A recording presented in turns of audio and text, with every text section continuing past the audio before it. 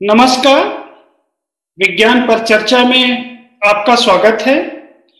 एक और समसामयिक विषय के साथ, और आज का विषय है कोरोना वायरस से बचाव के लिए किस तरह के मास्क का उपयोग करें और क्या कपड़े से बना हुआ फेस मास्क कोरोना वायरस से बचाव के लिए सहायक है। आज 1 जून है और आज से हमारा देश अनलॉक 1 की तरफ जा रहा है। अतः हो सकता है हम सभी अपने आसपास किसी न किसी काम से जाएं और बाहर निकलते हुए हमें किसी न किसी प्रकार के फेस मास्क या फिर कपड़े का उपयोग अपने चेहरे को ढकने के लिए करना पड़े। तो आइए आज बात करते हैं किस तरीके का फेस मास्क हमारे लिए उचित होगा। आज हम चर्चा करेंगे कौन से कपड़े का फेस मास्क उचित है और कपड़े के फैब्रिक को चयन करने के लिए किस वैज्ञानिक आधार का सहारा लिया जाए, या हम कह सकते हैं how to choose best cloth for face mask, what is the scientific understanding behind it. अगर हम फेस मास्क की चर्चा करें तो हम जानते हैं N95 फेस मास्क सबसे ऊपर आता है, जिससे बहुत अच्छा बचाव होता है, किंतु इसकी उपलब्धता अभी शायद मुश्किल है और इसके दाम भी काफी ज्यादा होते हैं। इसके साथ हम सर्जिकल मास्क का भी उपयोग करते हैं। सर्जिकल मास्क की जो क्षमता है वो काफी अलग है और ये निर्भर करता है कि इससे पार्टिकल साइज का जो इंटरेक्शन है वो क्या है, और पार्टिकल साइज के आधार पर इसकी क्षमता 30 से लेकर 80 या 90% तक हो सकती है। तीसरा मास्क जो आता है वो है क्लॉथ का बना हुआ फैब्रिक फेस मास्क।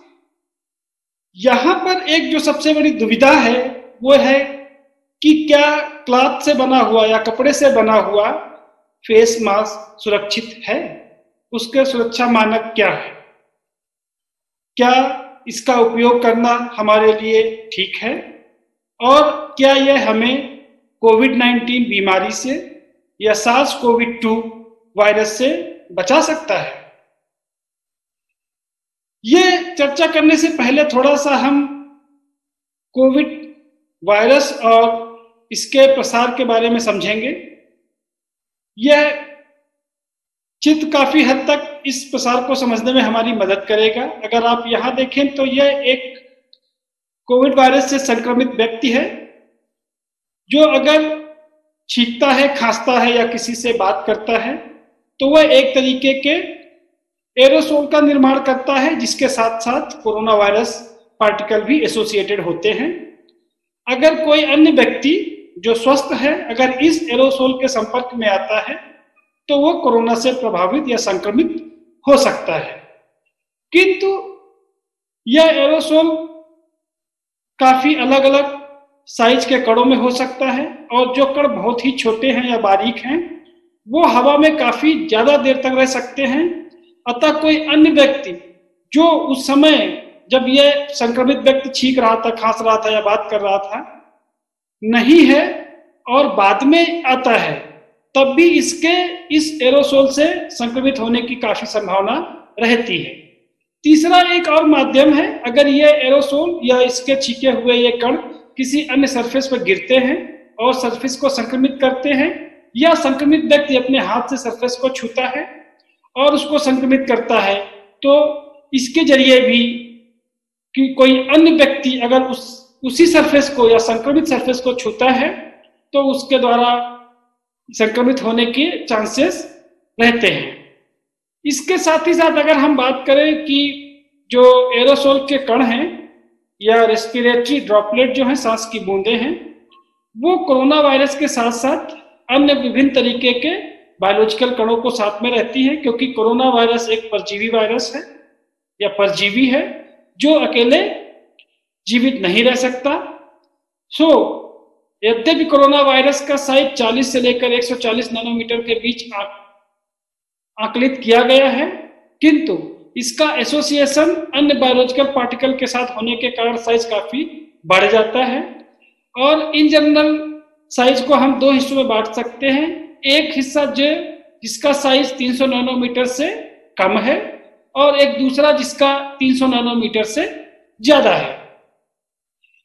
अगर हम बात करें कि कपड़े का मास्क किस तरीके से कोरोना वायरस के बचाव के लिए हमारी सहायता करता है, तो एक ही प्रश्न पूछा जा सकता है कि क्या हमारा घर का बना हुआ मास्क इस एरोसोल से हमारा बचाव कर सकता है या नहीं? क्या वो सांसों की बूंदों को रोक सकता है या नहीं? अगर वो सांसों की बूंदों को रोक सकता है, एरोसोल के ड्रॉप को रोक सकता है, तो यह हमारा कोरोना वायरस से बचाव कर सकता है। आइए इसके बारे में थोड़ा सा वैज्ञानिक आधार को देखें और एक क्वेश्चन पूछें अपने आप से कि कपड़े के मास्क सांसों के बूंदों को रोकने में कितने सक्षम है। इसका आंसर ढूंढने के लिए एक शोध पत्र प्रकाशित हुआ है, अमेरिकन केमिकल सोसाइटी में प्रकाशित किया गया है। शोध पत्र का शीर्षक है aerosol filtration efficiency of common fabric used in respiratory cloth mask, जिसका प्रकाशन अप्रैल 24 को हुआ है और जो कपड़े के बने हुए मास्क को एरोजोल फिल्ट्रेशन की इफिशियंसी का अध्ययन करता है। और यहां पर अगर हम देखें तो इस अध्ययन में इन्होंने 4 अलग तरीके के फैब्रिक को लिया है, कॉटन, सिल्क, शिफॉन, फ्लैनेल। और यहां पर इन्होंने एक सिंगल कॉटन फैब्रिक को लेकर मास्क बनाया है, साथ ही साथ इनके बहुत सारे अलग अलग कॉम्बिनेशन को भी इन्होंने लेकर मास्क बनाया है और उसका फिल्ट्रेशन इफिशियंसी पे अध्ययन किया है। आइए हम इनके कुछ रिजल्ट्स पे चर्चा करें। अगर आप एक परत के मास्क को बनाते हैं और उसके द्वारा अगर 300 नैनोमीटर से छोटे पार्टिकल के फिल्ट्रेशन की क्षमता को जांचते हैं तो यह क्षमता 5 से लेकर 80% तक हो सकती है। अर्थात अगर एक फैब्रिक से बना हुआ मास्क यूज किया जाएगा तो वो 5 से लेकर 80% तक हमारा बचाव कर सकता है। अतः यहाँ पर हमें एक विशेष ध्यान रखने की आवश्यकता है कि हम अगर सिंगल परत का बना मास्क यूज कर रहे हैं तो कौन सा फैब्रिक लेना बेहतर है। साथ ही साथ अगर हम दूसरे रिजल्ट की बात करें, अगर एरोजोल के पार्टिकल का साइज 300 नैनोमीटर से बड़ा है तो उस केस में इसकी क्षमता थोड़ी सी बढ़ जाती है और वो करीब 5 से लेकर 95% होती है। तो ये जो वेरिएशन है वेरी बेसिकली बहुत ज्यादा है, 5 से लेकर 80 या 5 से लेकर 95, यह अलग अलग फैब्रिक की अपनी क्षमता के अनुसार है। दूसरा इनका अध्ययन ये बताता है कि अगर हम 2 अलग टाइप के फैब्रिक को लें और उनको मिलाकर एक मास्क बनाएं तब उसकी क्षमता कुछ अलग होगी। और इनका अध्ययन कहता है अगर कॉटन के साथ सिल्क को मिला दें या फिर कॉटन के साथ शिफॉन को मिला दें या फिर कॉटन के साथ फ्लैनेल को मिला दें तो इसकी क्षमता ऑलमोस्ट 80% तक हो जाती है ऐसे पार्टिकल को जिनकी साइज 300 नैनोमीटर से छोटी है। साथ ही साथ अगर 300 नैनोमीटर से बड़े एरोसोल पार्टिकल्स हैं तो उसकी क्षमता 90% तक हो जाती है। तो यहां पर एक बात विशेष ध्यान देने योग्य है कि यहाँ पर जो एरोसोल बनाया गया है वो लेबोरेटरी में बनाया गया है, कृत्रिम है, और यहाँ पर कोरोना वायरस पर कोई भी प्रयोग नहीं किया गया है। दूसरा, इस अध्ययन में इन्होंने ये भी देखा है कि अगर फेस मास्क बहुत अच्छे तरीके से चेहरे पर फिट नहीं होता या फिर उस पर कोई छेद है जिससे कुछ हवा का प्रभाव हो सकता है, तो इसकी क्षमता बहुत ही बदल जाती है और क्षमता पर नकारात्मक असर पड़ता है। इसकी क्षमता 20 से 30% तक हो जाती है। इसी दिशा में कि कपड़े का मास सांसों के बूंदों को रोकने में कितना सक्षम है, एरोसोल को रोकने में कितना सक्षम है, के लिए एक दूसरा शोध प्रकाशित हुआ है। यह भी अमेरिकन केमिकल सोसाइटी में प्रकाशित हुआ है और सेम ही शोध ग्रंथ है एसीएस नैनो। इसके प्रकाशन की तिथि बहुत ही नजदीक है, यह मई 21 को प्रकाशित हुआ है। इस अध्ययन को थोड़ा डिटेल में किया गया है। यहां पर इन्होंने 70 विभिन्न तरीके के कॉमन फैब्रिक लिए हैं और फिर उनके बहुत सारे कॉम्बिनेशन को ट्राई किया है। उस डिफरेंट कॉम्बिनेशन के बेस पर इन्होंने फेस मास्क बनाया और उस फेस मास्क का फिर एरोजोल के फिल्ट्रेशन पर क्या इफेक्ट पड़ता है उसका अध्ययन किया है। इनका अध्ययन ये भी यहाँ पर जो कृत्रिम एरोसोल है वहां पर फ्लोरोसेंट या चमकदार नैनो कण भी मिलाए गए हैं, जिन नैनो कणों का साइज वायरस के साइज के आकार का है। और इस अध्ययन को इस चित्र से भी काफी समझा जा सकता है, जहां पर एरोसोल का इंटरेक्शन आपके मल्टीलेयर मास्क के साथ कैसा होता है और इसके बाद आपके ये चमकदार कण कैसे ट्रांसमिट होते हैं या रुक जाते हैं। इस अध्ययन में एक निष्कर्ष निकलता है कि अगर आपका मास्क 2 अलग तरीके के फैब्रिक से बना है तो यह बहुत प्रभावी है। और ये 2 अलग टाइप के फैब्रिक हैं, शोषक परत, इसको हम हाइड्रोफिलिक बोल सकते हैं, और बैरियर परत, जिसको हम हाइड्रोफोबिक बोल सकते हैं। और आउट ऑफ 70 डिफरेंट फैब्रिक्स इस लेने के बाद इन्होंने जो अध्ययन किया और अध्ययन के निष्कर्ष के आधार पर ये बताते हैं कि अगर आपका शोषक परत टेरी क्लॉथ, क्विंटीन कॉटन और फ्लेनेल के बना हुआ है, साथ ही साथ अगर बैरियर परत गैर बुनी हुई पॉलीप्रोपिलीन, पॉलिस्टर और पॉलीरमाइड का बना हुआ है, तो इसके रिजल्ट बहुत अच्छे हैं।